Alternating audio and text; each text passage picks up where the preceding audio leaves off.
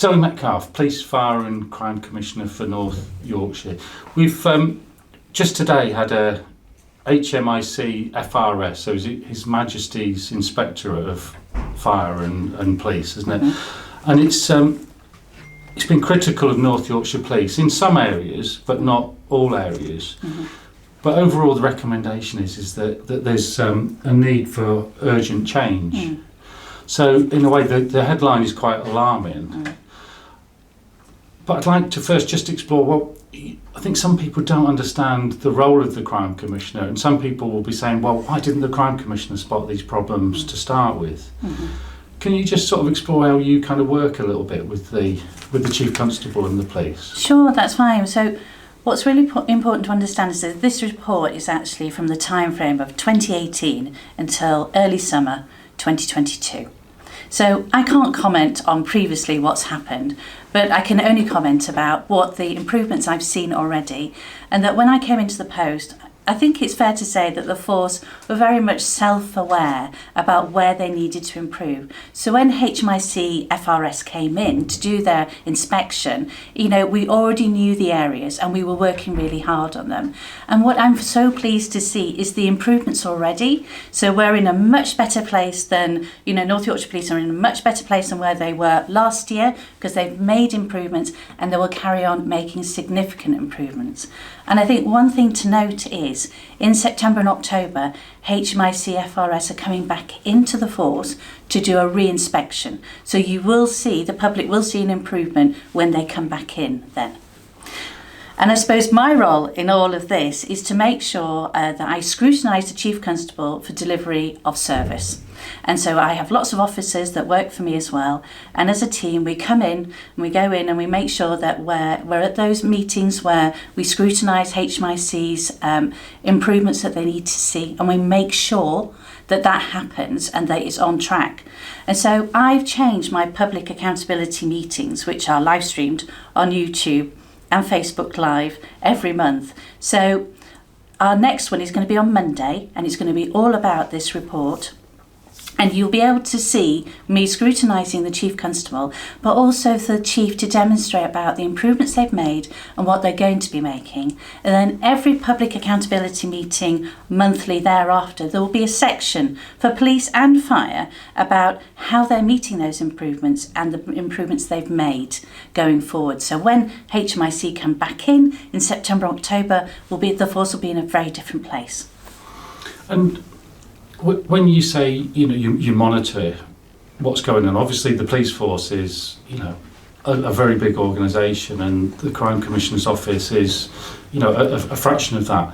How do a relatively small group of people get to know, if you like, what a bigger group is doing? Are they setting their own indicators or having their own meetings? What's the sort of day-to-day kind of work that they do to understand? Yeah, the day-to-day work's very busy, as you can imagine.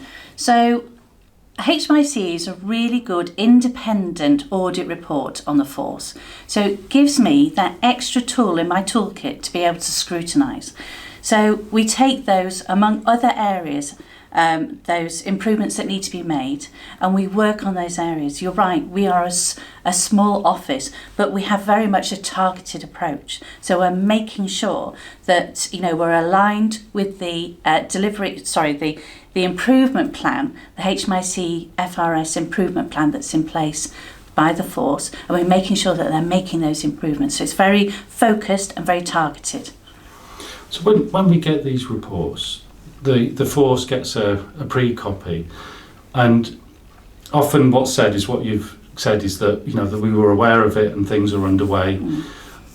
And that can be good and bad. That can be good because obviously the public want to see the changes, but also a little bit concerning that has it actually been acknowledged and are the problems really being looked at, or is it just because we've seen some issues like safeguarding that have come up on multiple reports.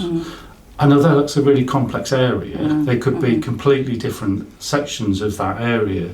So it's really difficult to understand, if there has been a comment in that area, well, what might have been talked about to start with is different to what was talked about back in maybe of last year to now. Sure. Yeah, no, so I'm here to represent the public. So I'm here to gain that assurance, and I don't just ask the questions and then get told. I actually want to see evidence of that actually happening, because that's what HMICFRS will want when they come back in September or October. And all that data's been harvested and collected.